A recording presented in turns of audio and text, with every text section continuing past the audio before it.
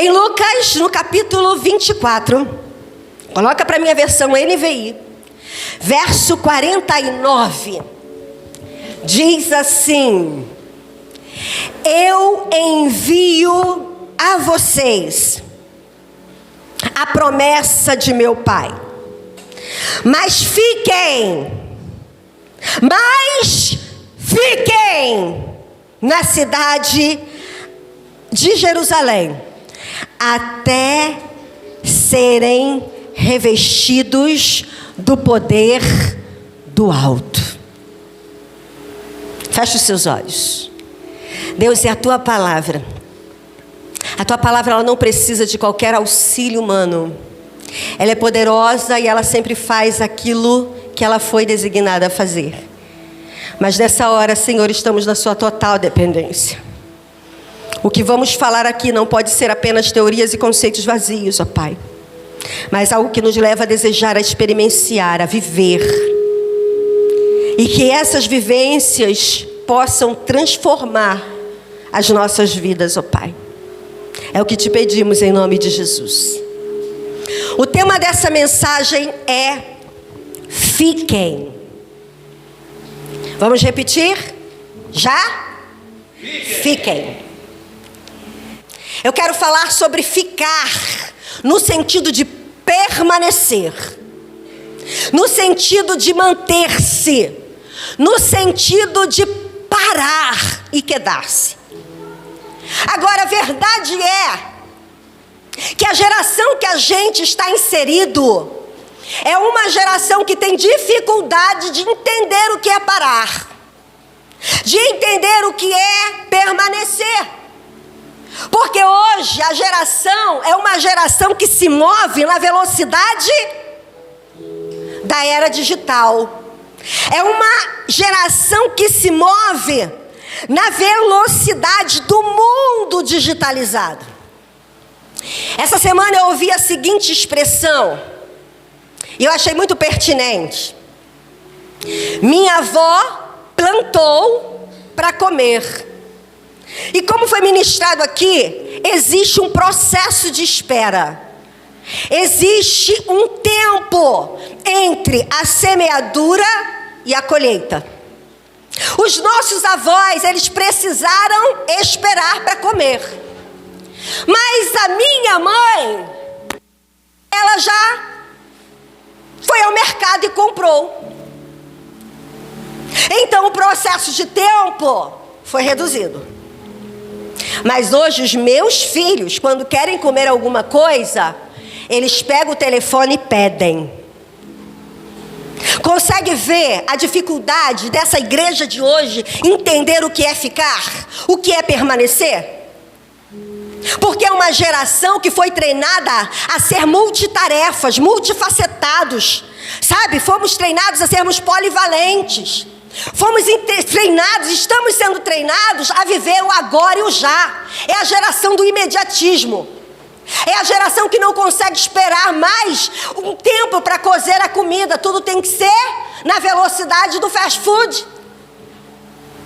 E o pior é que a gente pensa que essas realidades se aplicam ao mundo espiritual. No passado, para falarmos com alguém que estava a uma longa distância, nós tínhamos que enviar cartas. E a gente precisava esperar o tempo da carta chegar ao seu destino. E esperar o tempo daquela pessoa responder e da carta chegar até nós. Isso demorava-se meses para ter uma correspondência respondida. Quando usávamos o telefone, tínhamos que ir para uma fila no orelhão. Estou dizendo que eu sou velha, não. E tinha que esperar. Cada um tinha um tempo. E quando a gente ligava para a pessoa que estava lá longe de nós, alguém tinha que ir correndo avisar aquela pessoa para ir correndo até aquele telefone público para ela atender e a gente se falar. Hoje, em tempo real, a gente consegue falar com a pessoa do outro lado do mundo. Ou seja, essa realidade de tempo e espaço é quase inexistente nos dias de hoje. E aí a gente pensa que essa cultura do frenesi, da correria desenfreada, pode competir com o tempo do mundo espiritual. Para falar para uma sociedade, uma geração que vive nessa realidade de hoje, do tempo aqui e agora, do já, do imediatismo, falar sobre a necessidade de permanecer, de ficar e de parar, não é algo tão atraente, não é algo tão compreensível, não é algo tão apreciável, não é algo tão aceitável. E a gente precisa entender que o ritmo do mundo, ele foi alterado. Não foi alterado por causa da era da digitalização. O mundo, ele foi alterado no seu ritmo. Na realidade, o mundo, ele foi descompassado do seu ritmo por conta do pecado. Quando a gente olha lá no Gênesis, a gente vai ver que havia uma harmonia no ritmo do céu com a terra. A Bíblia diz que todas as tardes, ou seja, havia um sincronismo de horário entre céu e terra. Todas as tardes Deus vinha ao Éden para se relacionar, para conversar com Adão. Deus era imortal, Deus é imortal, Deus é eterno. E como havia um equilíbrio de frequência e ritmo do céu com a terra, Deus colocou no meio do Éden uma árvore também, que era a árvore da vida, para que Adão vivesse eternamente. Deus detém todo o conhecimento, todo o saber, e Adão também usufruía de ter uma mente privilegiada. O pecado trouxe um desequilíbrio. O pecado trouxe um descompasso no ritmo do céu com a terra. Hoje nós vivemos nesse ritmo frenético acelerado, nesse ritmo de frenesi, de correria frenética. Mas no céu o ritmo não mudou. O ritmo do céu foi inalterável ou não foi alterado. O problema é que a gente quer, sabe, colocar o ritmo do céu no nosso ritmo. A gente vive nessa correria e a gente quer que o céu se acelere para nos acompanhar. Queridos, não tem como manter relacionamento com Deus se você não atentar para o ritmo do céu. Frequentemente eu tenho feito essa oração: Senhor, não deixe que as muitas agitações dessa vida me roube desse lugar de descanso, nesse lugar de compasso. Nós precisamos desejar, dançar nessa vida no compasso e no ritmo do céu. Quando falamos de ficar, a gente entende o que Jesus está falando lá nesse verso 49. E Jesus, ele começa dizendo, ou fazendo a seguinte expressão. Falando a seguinte expressão: eu vos envio. Jesus não usou o verbo no pretérito. Ele não disse eu vos enviarei, como está lá no profeta Joel. Jesus vai dizer no presente: eu vos envio a promessa. Ou seja, Jesus estava pontuando, ele estava indicando, ele estava intimando a proximidade dessa promessa. Mas antes que ele concluísse de que promessa ele estava fazendo menção, ele dá uma ordem. Não é uma sugestão, não é uma opção. Jesus dá uma ordem clara. Ele diz: fiquem na cidade, até que a geração acelerada do século 21 é uma geração que não compreende essa ordem. Fiquem até que. Não é até quando você achar que foi devido, ou até quando você achar que é o tempo. Jesus disse: ficai ou fiquem até que. Sabe o que significa isso? Não saia do lugar que Deus te plantou. Uma árvore, ela não pode se desplantar. Uma árvore, ela só pode sair de um lugar e ser plantada no outro se ela for movida. Se ela for removida. Não saia, a ordem de Deus não saia do lugar onde Ele te plantou. Pastora, eu vou abandonar o emprego, está muito difícil. A ordem de Deus não saia do lugar que Ele te plantou. Não, eu vou pedir um divórcio, está insustentável a relação conjugal. Não saia do lugar que Ele te plantou. Não, eu não vou sair da igreja, porque essa igreja não está mais atendendo as minhas demandas espirituais. Não saia do lugar que Ele te plantou. Não, eu vou sair desse ministério, estou sendo perseguido, estou sendo injuriado, estou sendo humilhado. Não saia do lugar que Ele te plantou. A ordem de Deus, ela é clara. Se quisermos usufruir da promessa, se quisermos ser cheios do seu Espírito, a obediência é necessária. Não saia do lugar, fiquem. Vira para o seu vizinho e diga, fique. Agora vire para você mesmo e diga, fique. Quando lemos esse capítulo de Lucas, ele vai trazer a narrativa sobre 2 discípulos. A Bíblia vai citar o nome de um apenas, que se chamava Cleopas. O segundo é um discípulo anônimo. Esses 2 discípulos, eles não atentaram para o que Jesus havia predito. Durante 3 anos e meio, Jesus pregou, e por muitas vezes, de muitas formas e maneiras, Jesus disse que o Filho do Homem deveria ser entregue aos malfeitores. Jesus falou que Ele morreria. Jesus falou que Ele também ao 3º dia ressuscitaria.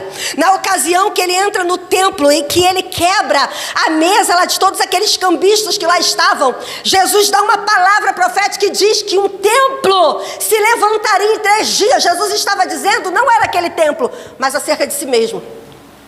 Por muitas vezes Jesus falou que Ele morreria e que ao 3º dia Ele seria ressuscitado. Ele ressuscitaria. Agora esses 2 discípulos que deveriam ficar na cidade, que deveriam permanecer na cidade, eles estavam indo, eles estavam saindo, eles estavam partindo de Jerusalém e indo para uma cidade chamada Emaús. Emaús ficava cerca, ou se distava cerca de aproximadamente 11 quilômetros de Jerusalém.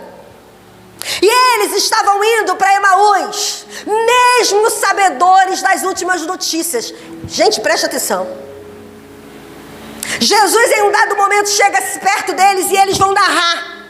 Eles vão dizer que a Maria, que as mulheres já haviam ido ao sepulcro e que o sepulcro estava vazio. Eles sabiam que os 2 discípulos, Pedro e João, haviam também atestado ou testificado o mesmo fato. Eles estavam saindo de Jerusalém, não foi no dia que Jesus morreu. Não foi no primeiro nem no segundo. Eles estavam saindo de Jerusalém exatamente no 3º dia. E quando eles ouvem esses fatos, eles dão esses fatos como conversa fiada. Eles acreditam ou tratam esses fatos como conversas fiadas. Cuidado com o imediatismo. Cuidado com a impaciência. Tem muitas pessoas que chegam perto da bênção e quando estão próximos de receber, desistem. Abre mão. Sai da posição. Jesus já havia ressuscitado. Eles esperaram até o limite, mas quase perto da hora de ver o milagre, eles desistiram da espera. Eles foram para uma rota que Jesus não havia designado. Eles saíram de Jerusalém quando eram para permanecer. Mas o que me chama a atenção nesse texto, queridos, é que Jesus, depois de aparecer para as mulheres, E para os seus discípulos, Jesus vai atrás desses dois que estavam se distanciando. Sabe o que o Espírito Santo falou comigo ao preparar essa mensagem? Eu estou no tempo de buscar aqueles que estão se distanciando. Eu estou num tempo de buscar aqueles que desistiram de ficar em Jerusalém. Eu estou indo atrás daqueles que por um momento duvidaram da promessa. O texto vai dizer que num dado momento Jesus se une a eles. E Jesus começa a conversar com aqueles dois homens. Mas o fato é que eles não reconheceram Jesus. Jesus realmente estava com aparência diferente. Mas sabe por que eles não conheceram Jesus? Não foi por causa da aparência que estava diferente. Foi porque Jesus não quis se revelar. Lucas, ele vai trazer essa lição para nós. E ele vai afirmar que quando nossa agenda pessoal e visão são impostas sobre Jesus, ele permanece invisível e desconhecido. É somente quando nós obedecemos e submetemos é que vemos e experimentamos e conhecemos o verdadeiro Jesus. Isso é muito sério, queridos. Isso é muito sério. Porque a igreja desse século é uma igreja que anda com Jesus. É uma igreja que até sente o coração arder quando ouve a voz de Jesus. Mas é uma igreja em que ele não tem se revelado mais. É uma igreja que até diz que é cristã. É uma igreja que até diz conhecer o Espírito Santo. É uma igreja que tem nome no hall de membros. É uma igreja que até fala do amor dele. Até conhece que ele tem poder e vive, até tem alguma experiência do passado dele. Mas anda do lado dele sem reconhecê-lo, sem vê-lo, sem experienciá-lo. Sabe por quê? Porque não basta ser um discípulo e um seguidor se a sua visão dele é uma visão distante daquilo que ele é. Deus se revela à medida que a gente se submete à vontade dele. Isso é muito sério, porque vivemos num tempo em que uma jovem cristã, ou que se diz cristã, não se diferencia de uma jovem do mundo. A jovem do mundo usa cropped, aparecendo a barriguinha. A jovem cristã usa a mesma roupa. A jovem do mundo expõe suas pernas e seus seios. A jovem cristã expõe a mesma roupa. Sabe por quê? Usa a mesma roupa. Sabe por quê? Não adianta andar com Jesus. Se você não se submete, ele não se revela, ele não se manifesta. Anda com Jesus, sente o coração arder, mas não reconhece. Anda com Jesus, sente o coração arder, mas ele não se revela. Quando olhamos para um jovem hoje do mundo, não se diferencia de um jovem cristão. Um jovem que diz andar com Deus. Lá fora o vocabulário é estrúnchulo, aqui dentro o vocabulário é igual. Lá fora xinga-se palavrão, aqui dentro também. Lá fora usa-se gírias inconvenientes, muitos daqui também. É só os jovens não. Quantos homens aqui dentro sente até o coração arder, mas lá fora 7-1, caloteiro, maldizente, profano.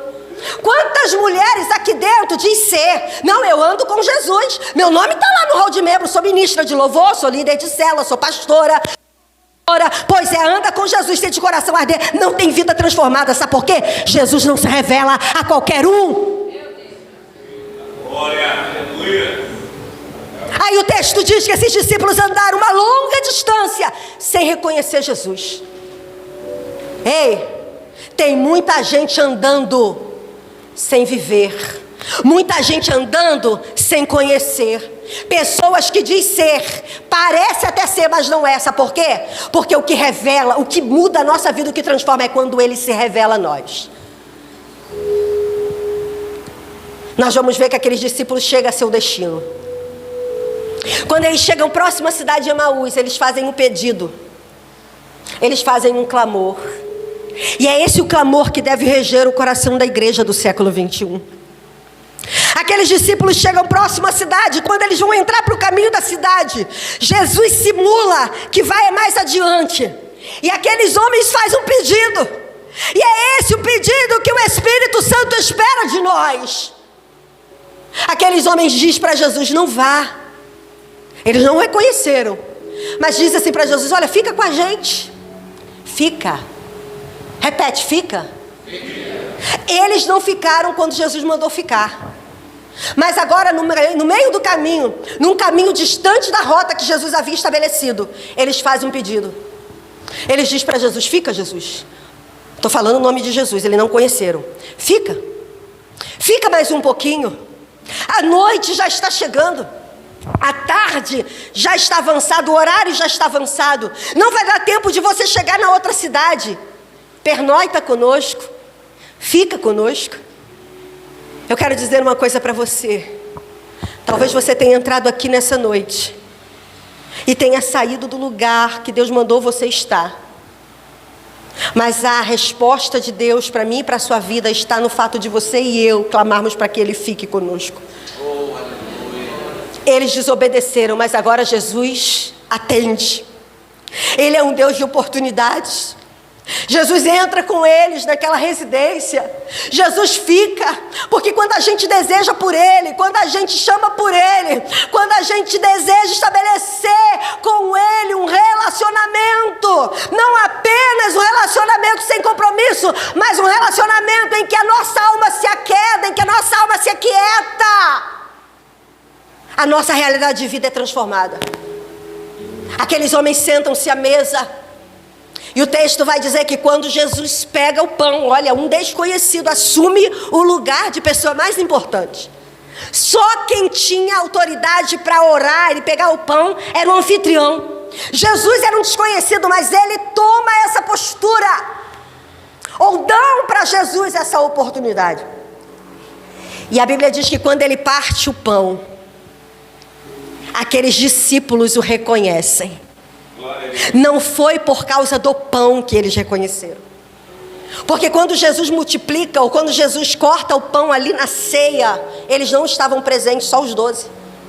Mas quando eles aquietaram a alma, quando eles pararam e permaneceram no lugar, quando eles ficaram e pediram para que Jesus ficasse, ao partir do pão, Jesus permite-se ser conhecido por eles. Ao partir do pão, Jesus se revela àqueles discípulos. Sabe o que está faltando na igreja do século 21? Parar, sentar, aquietar, para ver o sobrenatural de Deus, para ver a revelação daquele que tem poder de mudar as nossas motivações. Aplauda ao Senhor Jesus.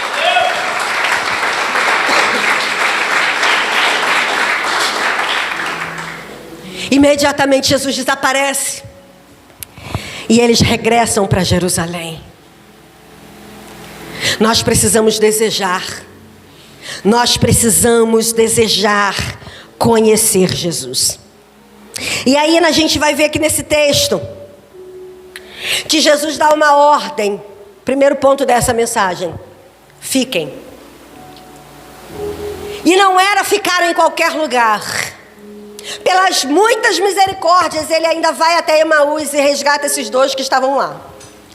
Mas a ordem era: permaneça em Jerusalém.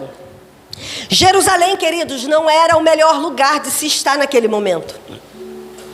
Porque depois dos últimos acontecimentos, da morte e crucificação de Jesus, todos os seus seguidores estavam agora incorrendo num risco real de perseguição.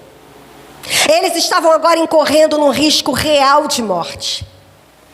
Mas o que eu e você chamamos de tribulação, Deus chama de treinamento. Jesus havia treinado seus discípulos durante 3 anos e meio aproximadamente. Agora estava concluindo o processo de treinamento. Eles precisariam colocar em prática tudo aquilo que aprenderam. Mas antes de fazê-lo, Jesus precisava capacitá-los. Jesus precisava habilitá-los. A ordem de Jesus para eles era: não saiam, fiquem. E tem que ser aonde? em Jerusalém. Jerusalém para você pode ser o seu lugar de humilhação, o seu lugar de perseguição, o seu lugar de vergonha, o seu lugar de derrota. Mas a ordem de Deus é: não saiam, esperem. Quando olhamos para essa realidade, a gente percebe que até para realizar coisas espirituais, você precisa esperar o tempo de Deus. Até para realizar coisas espirituais, você precisa esperar o tempo de Deus. Não, Deus está mandando eu pregar em tal lugar, Deus está mandando eu ir servir em tal lugar. Até para fazer coisas espirituais, espere o tempo de Deus. Jesus esperou 30 anos, até que ele chegasse o tempo dele exercer o seu ministério. O apóstolo Paulo, em dado momento, ele deseja ir para a Ásia pregar o evangelho. Era coisa boa, queridos. Era obra espiritual. Mas a Bíblia diz que ele foi impedido pelo Espírito Santo naquele momento. Existem coisas que não é o tempo. Não saia do lugar que Deus te colocou, motivado às vezes por suas ambições, motivado às vezes pelos seus equívocos. Sejam conduzidos pelo Espírito. Espere o tempo de sair desse lugar. Primeiro ponto, fique. Segundo, em Jerusalém. Qual é a Jerusalém que Deus mandou você permanecer nessa noite? Fique. Não saia até Deus te direcionar. Terceiro ponto. Ficar em Jerusalém por qual finalidade? O texto vai dizer: até que do alto sejais revestidos de... Mais uma vez, até ser revestido de... Mais uma vez, não basta ser seguidor, não basta ser discípulo, não basta ser pastor, não basta ser líder. Precisamos ser cheios do Espírito Santo. Não dá para lidarmos com coisas espirituais sem a capacitação sobrenatural do Espírito. Eu quero que você entenda muito bem isso, porque tem muita gente com a mão no arado, achando que é por teorias e conceitos que ele vai conseguir dar conta do que o Senhor confiou a ele. Se você hoje não sair daqui com a sua mentalidade mudada, de que você precisa ficar em Jerusalém para ser revestido de poder, o seu ministério corre risco de fracassar e vai fracassar. Não tem como fazermos algo que não é natural com ferramentas naturais. Gosto muito do que o pastor vai dizer, o pastor Billy Johnson. Qualquer pessoa que ainda não teve uma experiência com Deus, não conhece a Deus. Talvez você se sinta doído agora, mas é para te machucar mesmo. Se você nunca foi batizado com o Espírito Santo, se você nunca viveu o sobrenatural do Espírito Santo, você não conhece a Deus. Porque qualquer pessoa que nunca tenha experimentado o revestimento de poder não conhece a Deus.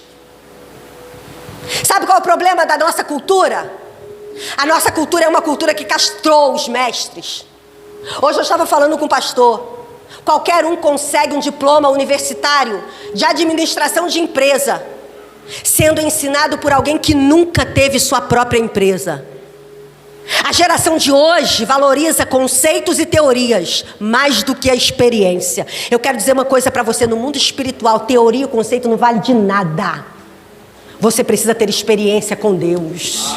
Você precisa desejar avançar nos níveis, sabe, da comunhão com Deus. Isso é muito relevante. Porque quando a gente olha para a história da igreja, a gente vê um Pedro antes e um depois do revestimento de poder.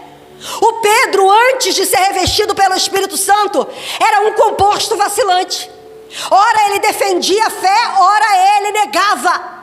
Ora ele era cheio do Espírito, ora ele era usado pelo diabo. Ora ele defendia Jesus, ora ele fugia. Ora ele largava tudo para seguir Jesus, ora ele voltava para pescar de novo. Um Pedro oscilante. Sabe por que a igreja do século 21 é uma igreja que paralisou, está parada, estagnada? E é com muita tristeza que eu digo isso, porque hoje é tempo, os dias de hoje são tempos do Espírito Santo estar avivando, reavivando a igreja dele no último tempo. Porque essa é a realidade, nós não estamos sedentos, desejosos, famintos pelo revestimento de poder. Pedro é batizado, Pedro é cheio, é revestido de poder. Sabe o que acontece? Pedro muda, ele é transformado. Aquele Pedro, ora oscilante, agora um Pedro convicto. Aquele Pedro que antes tinha medo de morrer, que negou ser seguidor de Cristo até para uma lavadeira, agora ele se posiciona diante de uma multidão e prega o evangelho com autoridade e ousadia. Sabe por quê, queridos? Hoje nós não vemos mais os milagres acontecer, porque nós não estamos ficando em Jerusalém até que do alto sejamos revestidos de poder. Estamos correndo demais. Eu posso falar com Deus lavando louça? Pode. Eu posso falar com Deus andando pelo caminho, indo para o trabalho? Pode. Mas Deus só se revela àqueles que param para ouvi-lo. Não foi andando pelo caminho que os discípulos reconheceram Jesus, mas quando sentaram-se à mesa. Quer ser cheio do Espírito Santo? Pare da sua correria, tire tempo para orar. Pare da sua correria, tire tempo para meditar na palavra. Crente que vive correndo nunca vai ser cheio. Crente que não tem tempo para o Espírito Santo nunca vai ter poder dele. Quando a gente olha para a história de Jerusalém, a gente vê na história de Jerusalém um exemplo do quanto precisamos avançar nos níveis de experiências com Deus. O povo de Israel deixa o Egito quando o sangue de um cordeiro foi aplicado nos umbrais da porta. Aquele sangue simbolizava livramento. Aquele sangue simbolizava libertação. Da mesma forma, quando nós aceitamos a Cristo e o sangue dele é aplicado na nossa vida, nós somos libertos. Nós somos livres da condenação. Aquele povo saiu do Egito, recebeu a salvação. Eles agora são direcionados por Deus a um lugar onde na frente deles havia um mar. O texto diz que Deus abre aquele mar. Aquele povo atravessa o mar. E a Bíblia vai dizer que esse mar representava o batismo de Moisés. Vê se não há singularidade com a nossa vida espiritual. O sangue de Cristo é aplicado nas nossas vidas. Somos livres de toda condenação. Logo depois nós somos batizados nas águas. O mar vermelho, ele representava o batismo nas águas. Ele representava ali de fato, sabe, a libertação, a eliminação dos pecados. Só que depois de um tempo de travessia no deserto, e aí eu quero trazer você para cá, que eu nem preparei isso. O povo passa 40 anos no deserto. Muitos daqueles que experimentaram o primeiro batismo no Mar Vermelho, não experimentaram o segundo. Morreram pelo caminho, desistiram. Desistiram porque blasfemaram. Desistiram porque abriram mão da salvação. Desistiram porque negociaram sua fé. Muitas pessoas não conseguem viver o sobrenatural de Deus porque no meio do processo desistem. Eu me batizei, a luta começou e eu desisti. Pois é para você permanecer, querido. É para você continuar. Porque agora, depois de 40 anos, esse povo chega de frente ou de frente a um outro rio. Eles mais uma vez experimentam passar por esse rio que foi o Rio Jordão. Passaram a pés enxutos.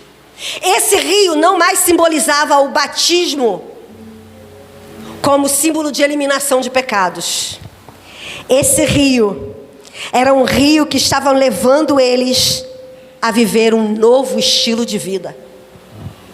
Esse rio representava agora uma forma diferente de viver. Eles atravessam o Jordão. E a primeira guerra que eles travam foi uma guerra que foi travada e vencida de forma diferente das demais. Aquele povo chega de frente a Jericó, uma cidade fortificada por muralhas intransponíveis. Em todas as batalhas vencidas antes da entrada do Jordão, eles precisaram lutar. Agora, passado o Jordão, que simboliza revestimento de poder e batismo no Espírito Santo, aquele povo começa a viver um novo estilo de vida. Eles começam a viver uma forma sobrenatural, ou vivenciar os milagres de uma forma sobrenatural. O texto vai dizer que aquele povo chega diante de Jericó. Não foi com granadas, não foi com bombas, não foi com artifícios humanos. No silêncio e no grito, eles viram o sobrenatural de Deus. Mais tarde, Deus levanta 300 mil homens para lutar com 300 soldados apenas. E esses 300 vencem a guerra, sabe como? Com tochas e trombetas. Sabe o que Deus está dizendo? Deus não precisa fazer nada sobrenatural, Ele é sobrenatural. Mas só vive o sobrenatural de Deus aquele que mergulha no rio de Deus. Aquele que atravessa pelo revestimento de poder. Aqui mostra a necessidade do segundo batismo, queridos. Jerusalém, ou melhor, a história de Israel é um exemplo da necessidade que precisamos ter de revestimento de poder. Por qual objetivo, pastora? Verso 45, melhor, 48, João Felipe, coloca para mim. Olha o que a Bíblia diz. Vocês são testemunhas. Sabe qual o objetivo de você ficar em Jerusalém até que seja revestido de poder? Para ser testemunha. Entenda uma coisa, olha bem, você não foi chamado para dar testemunho, você foi chamado para ser testemunha. Ser testemunha é a essência. Dar testemunho é o dom em um determinado local específico. Ser é um estilo de vida. Eu sou testemunha aqui, eu sou testemunha de Cristo dentro da minha casa com meus filhos, eu sou testemunha de Cristo na faculdade, eu sou testemunha de Cristo na escola, eu sou testemunha de Cristo no meu local de trabalho, eu sou testemunha de Cristo nas ruas onde eu estou andando, eu sou testemunha de Cristo lá aonde eu faço meus exercícios físicos, eu sou testemunha de Cristo. Não é algo pontual, não é algo que eu só faço no ambiente do sagrado. Agora, só consegue ser testemunha aquele que de fato esperou o revestimento de poder. Isso é muito sério, irmãos. É um choque na nossa mente. Chega de vivermos uma vida à margem daquilo que Deus projetou para nós. Chega de vivermos uma vida de experiências alheias. Deus quer que você experimente dele. Deus quer que você cresça com Ele. Deus quer que você viva o sobrenatural dele. Mas eu quero dizer uma coisa para você: enquanto você não ficar, isso não vai acontecer. É parar, é desejar, é permanecer.